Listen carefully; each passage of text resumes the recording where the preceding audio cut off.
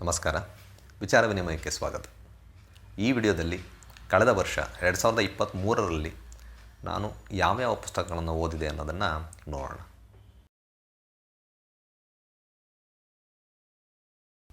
ಕಾಡು ಮತ್ತು ಕ್ರೌರ್ಯ, KP ಪೂರ್ಣಚಂದ್ರ ತೇಜಸ್ವಿಯವರ ಮೊದಲ ಕಾದಂಬರಿ.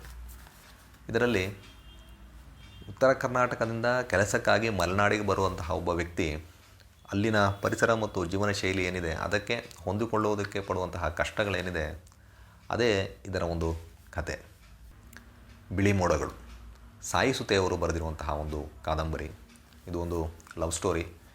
ಇದರಲ್ಲಿ ಪ್ರೇಮಿಗಳು ತಮ್ಮ ಪೇರೆಂಟ್ಸ್ ಅವರ ವಿಷಸ್ಗೆ ಅಗೇನ್ಸ್ಟಾಗಿ ಮದುವೆ ಮಾಡ್ಕೊಳ್ತಾರೆ. ಅದರ ನಂತರ ಅವರು ಪಡುವಂತಹ ಕಷ್ಟಗಳು, ಇದೇ ಈ ಒಂದು ಕಾದಂಬರಿಯ ಕತೆ ಅಂತ ಹೇಳ್ಬೋದು.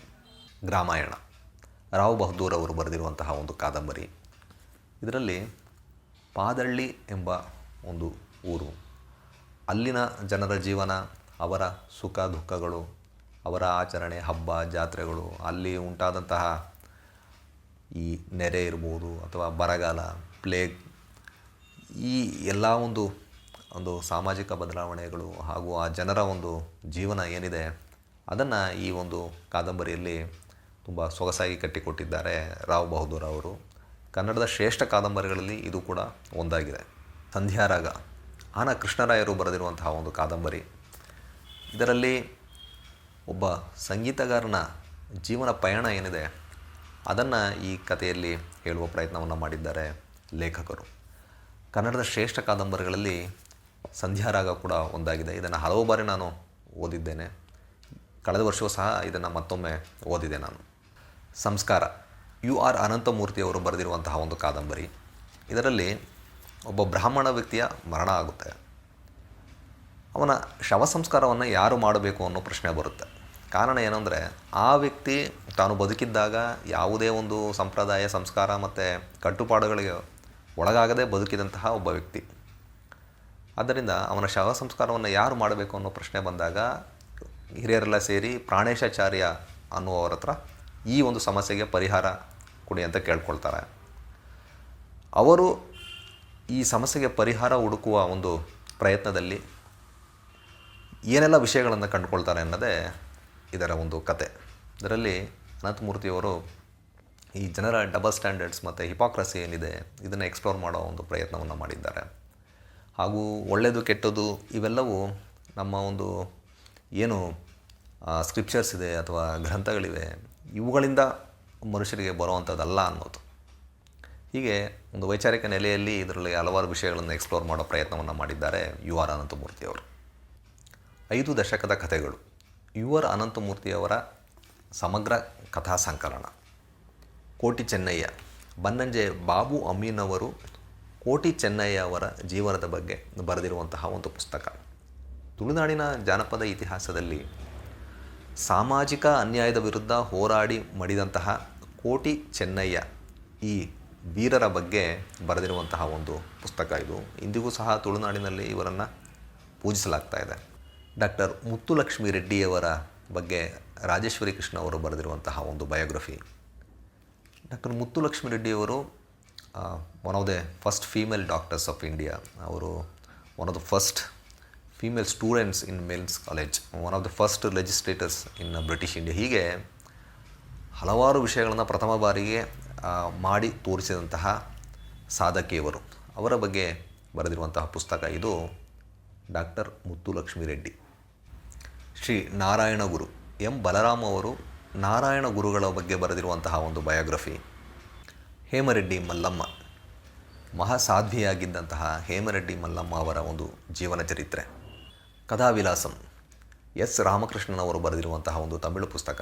ಇದರಲ್ಲಿ S ರಾಮಕೃಷ್ಣನವರು ತಮಗೆ ಇಷ್ಟವಾದ ತಮಿಳಿನ 50 ಶ್ರೇಷ್ಠ ಕಥೆಗಳನ್ನು ಹಾಗೂ ಆ ಕಥೆಯನ್ನು ಬರೆದಂತಹ ಲೇಖಕರ ಬಗ್ಗೆ ಹಾಗೂ ಈ ಕಥೆಗಳನ್ನು ಓದಿದ ನಂತರ ಅವರಿಗೆ ಉಂಟಾದಂತಹ ಅನುಭವಗಳೇನಿದೆ ಅದರ ಬಗ್ಗೆ ಬರೆದಿರುವಂತಹ ಒಂದು ಪುಸ್ತಕ ಇದು ಕಥಾವಿಲಾಸಂ.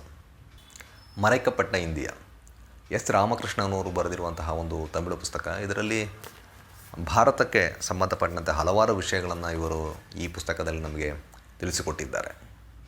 ಚೇ ಗುವೇರಾ, ವೇಂಡುಂ ವಿಡುದಲೈ, ಮರುದನ್ ಅವರು ಚೇ ಗುವಾರ ಅವರ ಬಗ್ಗೆ ತಮಿಳಿನಲ್ಲಿ ಬರೆದಿರುವಂತಹ ಒಂದು ಬಯೋಗ್ರಫಿ.